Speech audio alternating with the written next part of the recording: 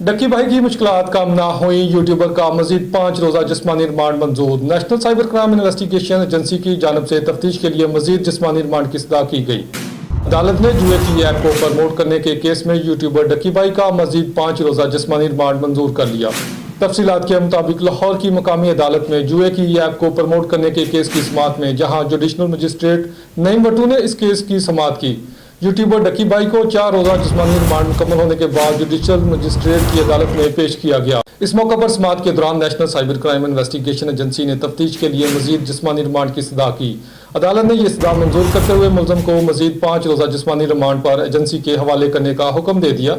Additional director NCCIA Punjab zone Mohammad Sarfraz Chaudhry ने बताया कि साद रहमान उर्फ डक्की भाई के खिलाफ रियासत की तरफ से 1.5-2 माह पहले इंक्वायरी शुरू की गई और इसी वक्त जो लोग भागने की कोशिश में थे इनके नाम कंट्रोल लिस्ट में डाल दिए गए थे, जिसकी वजह से ये ट्रैवल नहीं कर सकते थे और छुपे हुए थे।